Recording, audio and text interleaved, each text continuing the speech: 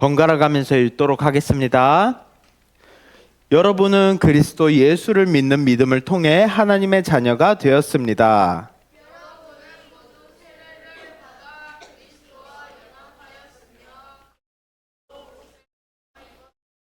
그리스도 안에서는 유대인이나 그리스인이나 종이나 자유인이나 남자나 여자나 차별이 없습니다. 여러분은 그리스도 예수 안에서 모두 하나입니다.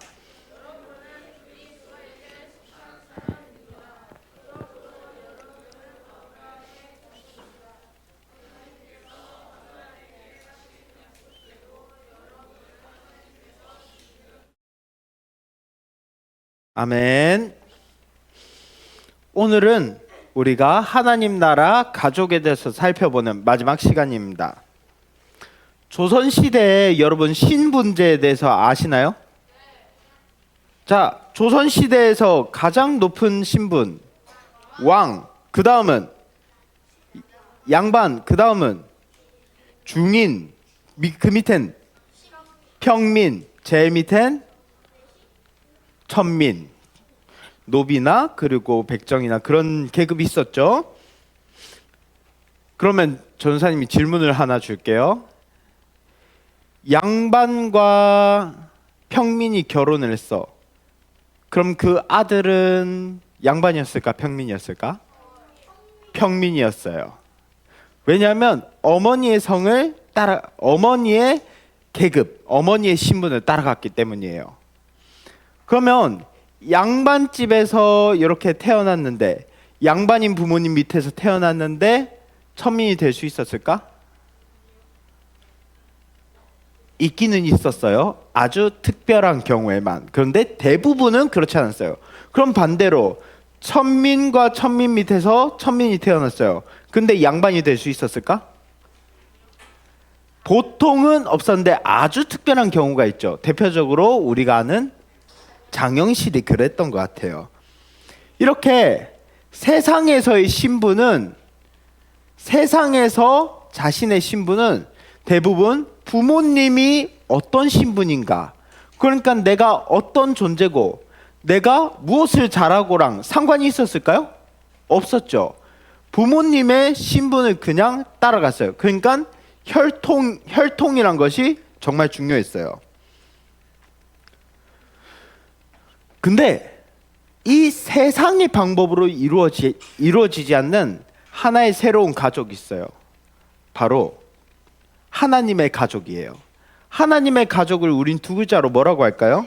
교회라고 하죠.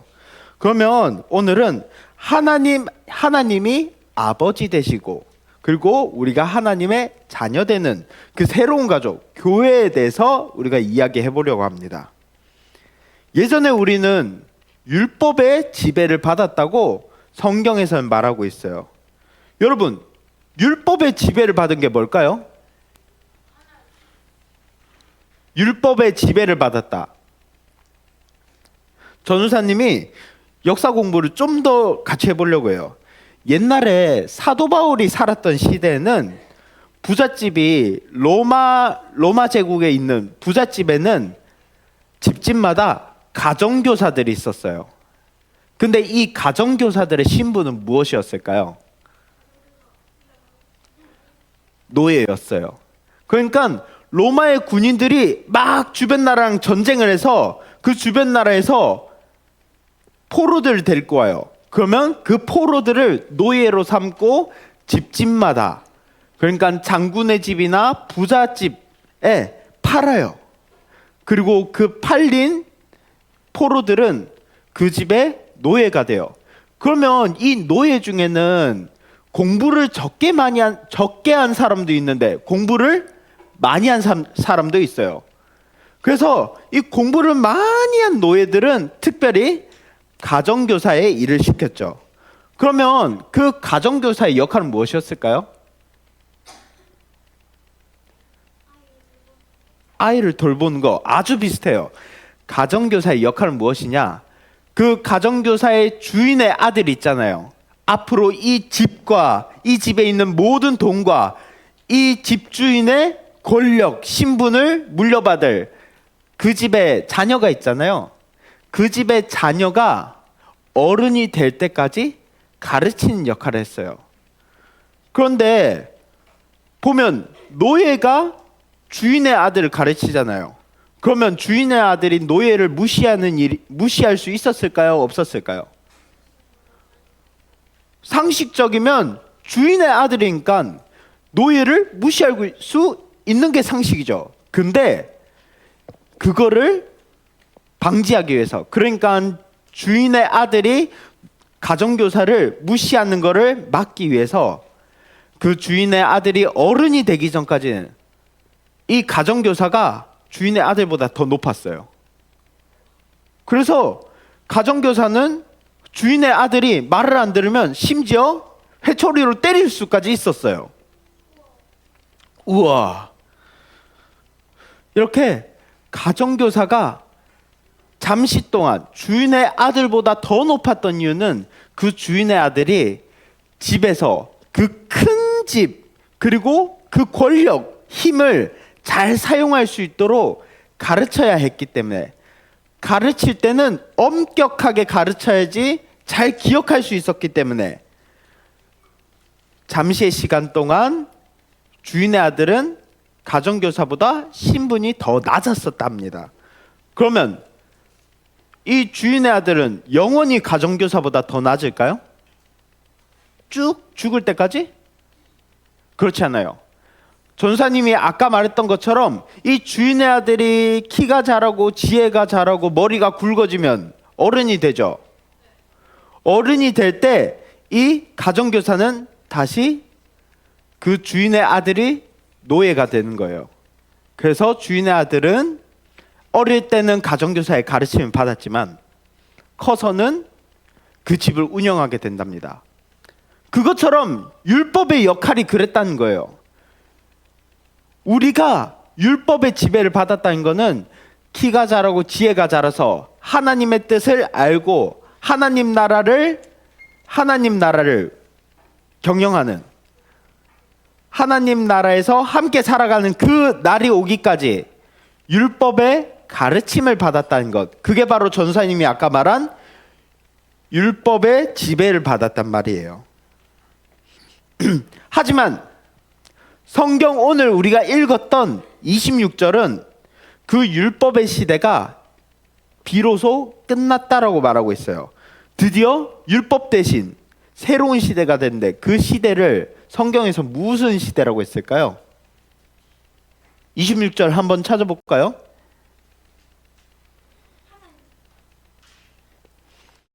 자, 갈라디아서 3장 26절.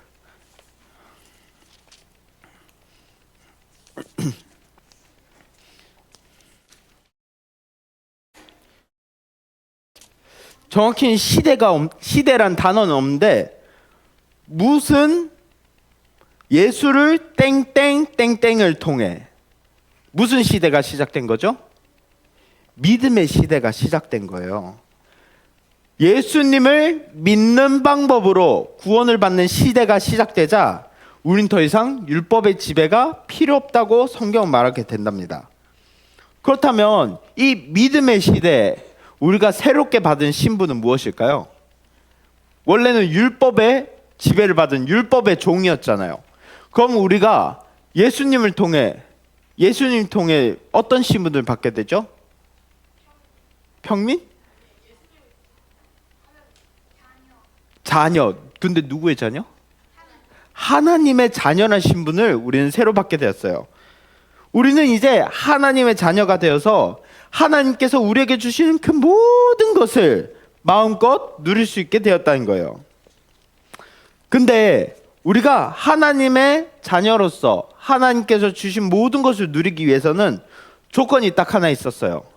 그게 무엇일까요?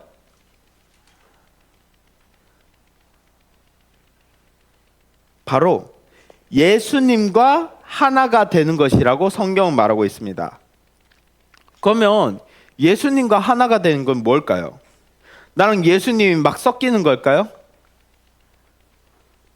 성경에서는 예수님과 하나가 된 것에 대해서 27절에 자세히 설명하고 있습니다. 자, 앞에 27절 말씀 다 같이 읽어봅시다. 시작.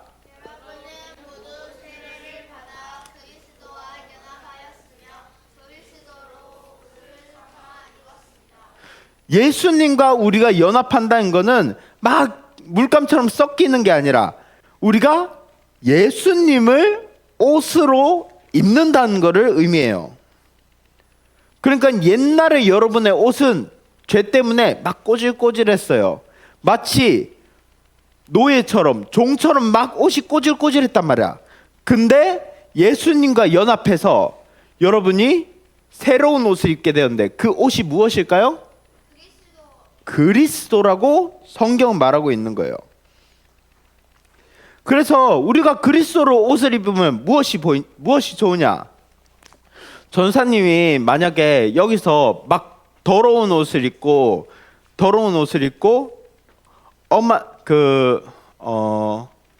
어떤 집에 놀러 갔어요.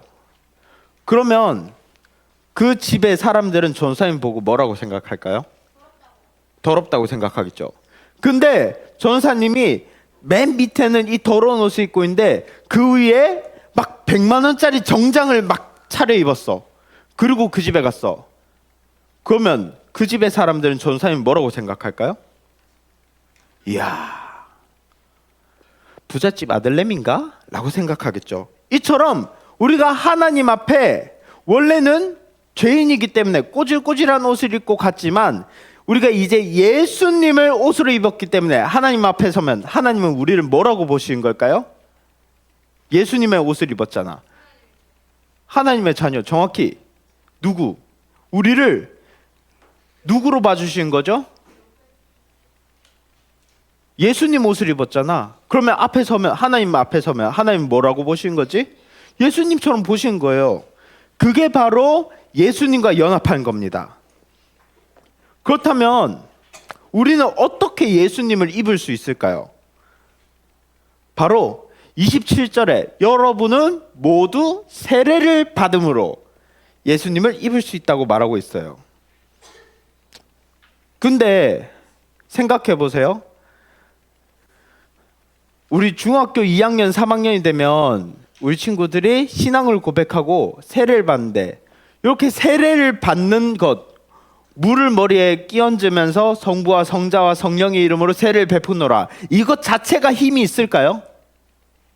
이 행동 자체가 막 갑자기 머리에 물 묻히면 내가 예수님이랑 하나가 된 걸까요? 그렇진 않죠. 그러면 여기서 말하는 세례는 무엇이냐? 바로 성령님을 의미해요. 즉 우리가 성령님이 우리 안에 계심으로써 예수님과 연합할 수 있다고 성경은 말하는 거죠. 그렇다면 생각해 보세요. 성령님이 안에 계시는 하나님의 자녀는 어떤 모습으로 살아가야 될까요? 성령님이 안에 계시는 사람은 하나님의 자녀 같은 품격을 가져야 돼요. 옛날에 높은 양반집의 자녀들은 품격을 지키면서 살았어요. 양반집의 자녀들은 어려서부터 글 공부도 열심히 했고요. 그리고 걷는 것도 배웠어요. 걷는 것도 이렇게 뒷짐지고 팔자걸음을 지으면서 요것마저도 배웠어요. 왜? 양반답게 보여야 되니까. 그래서 평민들이나 천민들이 함부로 양반을 무시하지 못하게 해야 되니까. 이처럼 하나님의 자녀는 하나님 자녀답게 살아갈 때 세상 사람들이 하나님을 우습게 보지 않는 거예요. 우리가 하나님을 높이는 방법? 바로 우리가 하나님의 자녀의 품격을 가지고 살아가는 거죠. 그러면 하나님의 자녀답게 살아가는 거, 그거는 어떻게 살아갈 수 있을까요? 하나님께서는 하나님의 자녀가 어떻게 살아야 되는지 알려주셨어요. 무엇을 통해 알려주셨죠? 성경, 바로 하나님의 말씀을 통해서 하나님의 자녀는 이렇게 살아야 됩니다 라고 가르쳐 주셨답니다. 그거를 10가지로 줄여서 우리에게 준 게 무엇일까요? 바로 십계명인 거죠. 즉 이 율법은 예전에는 우리를 지배하고 너는 죄인이야 라고 말하는 역할이었지만 하나님의 자녀가 된 우리는 율법이 새로운 의미가 생긴 거예요. 바로 내가 하나님의 자녀로서 어떻게 살아야 되는지 보여주는 것. 그것이 바로 율법의 새로운 역할이랍니다. 우리는 과거에는 율법을 통해 나는 율법을 지킬 수 없는 죄인이야, 나는 하나님 앞에 설 수 없는 죄인이야 라고 배웠지만, 이제 하나님의 자녀가 되었기 때문에 이 율법은 기쁨의 법이 된 거예요. 행복의 법이 된 거예요. 이게 정말로 좋은 법이구나 라고 느낄 수 있는 거죠. 이렇게 하나님의 자녀가 된 우리 한 명 한 명은 하나님의 자녀다운 품격을 지키며 살아갑니다. 그런데 생각해 보세요. 만약에 이 세상에 다 세상 사람인데 나 혼자만 하나님 믿어. 그러면 그 믿음을 우리가 잘 지킬 수 있을까요? 쉽지 않을걸요? 물론 여러분들의 믿음이 얼마나 대단한지 모르겠지만, 적어도 전도사님은 만약에 반에 33명인데 전사님 빼고 다 예수님 안 믿는다? 그러면 좀 마음이 많이 힘들 것 같아요. 내가 좀 바보 같은 짓 하나? 싶을 수도 있을 것 같아요. 하지만 하나님은 그런 약한 우리를 아시기 때문에 우리를 혼자 두시지 않으셨어요. 여기 앞에 있는 전도사님은 안에 성령님 계셔요. 그렇기 때문에 우리는 성령님으로 예수님과 연합하여 하나님의 자녀가 된다고 했잖아요. 그리고 여기 주변에 우리 선생님들도 마음속에 성령님이 계셔요. 맞죠? 그렇기 때문에 하나님의 자녀예요. 그러면 전도사님도 하나님의 자녀고 우리 선생님들도 하나님의 자녀예요. 그러면 전도사님과 선생님은 모르는 남인가요? 그럼 전도사님과 선생님 무슨 관계죠? 전도사님도 하나님의 자녀고 선생님도 하나님의 자녀야. 전도사님 아빠도 하나님고 우리 선생님 아빠도 하나님이야. 그러면 전도사님과 우리 선생님들은 무슨 관계예요? 형제, 더 크게 말하면 가족인 거죠. 근데 우리가 전도사님과 선생님들이 하나님 안에서 한 가족이 될 때 세상에서 학력, 어느 대학교를 나오고 어느 공부를 했는지 그게 중요했나요? 전도사님이 돈이 얼마나 많은지가 가족이 되는데 필요한가요? 필요 없죠. 오직 믿음을 통해서만, 믿음으로 예수님과 하나가 되었기 때문에 전도사님과 선생님은 세상의 모든 조건 상관없이 하나님의 자녀인 거예요. 그리고 한 가족인 거예요. 사도 바울도 오늘 우리가 읽은 말씀에서 이렇게 말하고 있습니다. 28절 함께 읽어보겠습니다. 시작.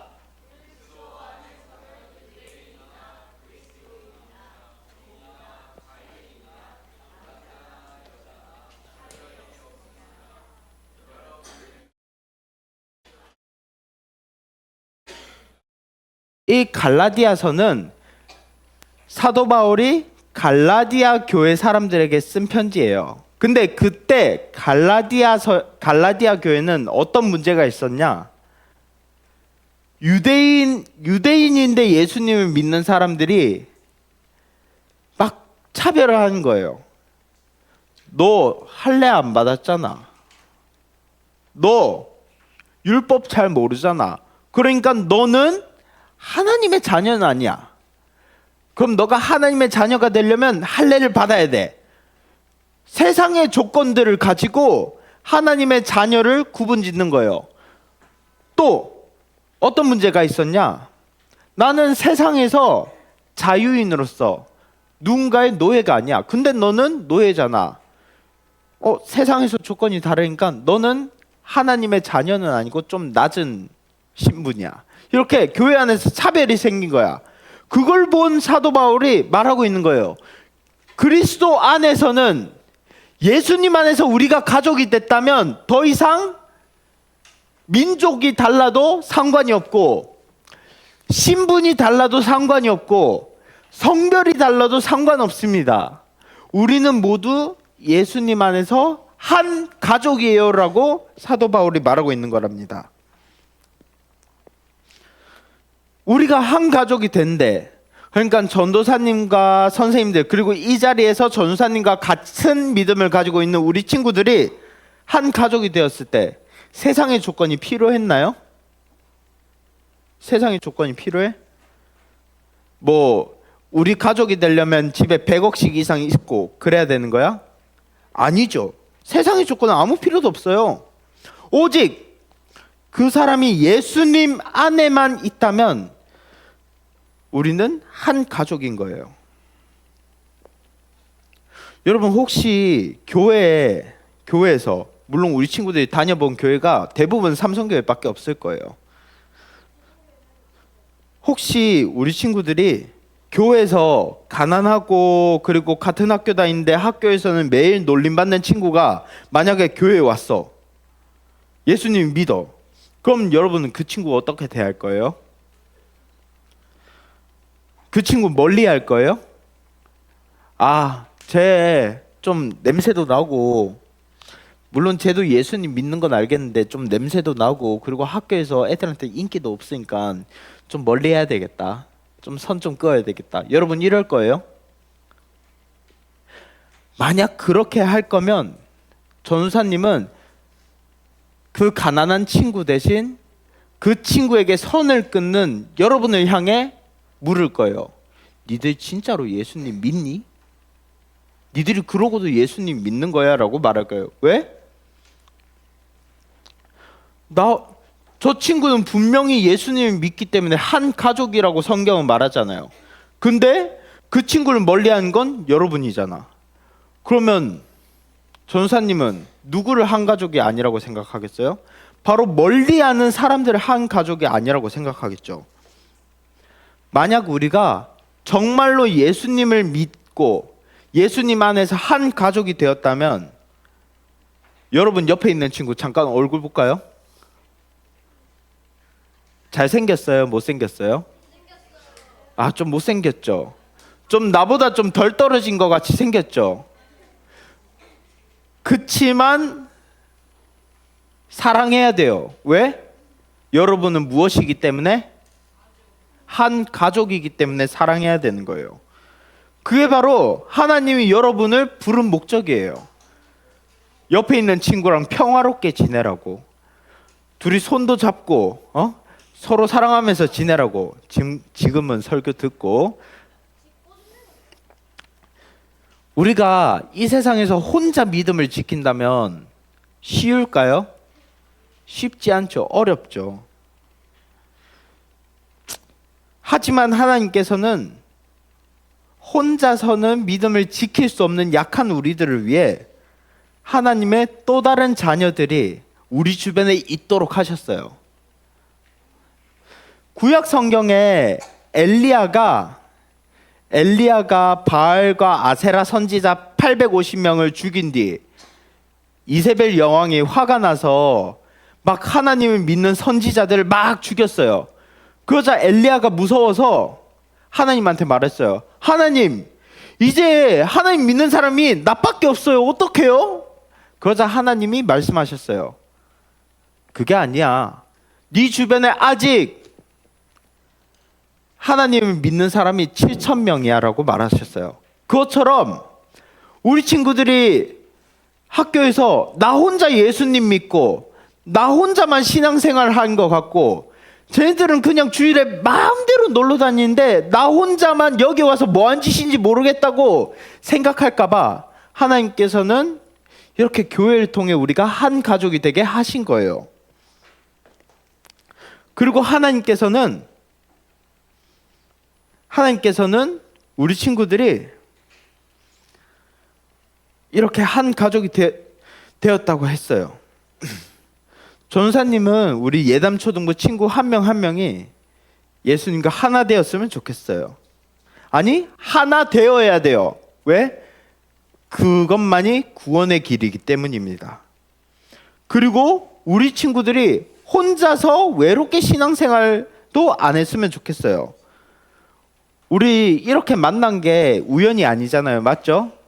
내 옆에 서준이가 있고 이렇게 하민이랑 태민이 같이 앉아 있고 이게 우연이에요?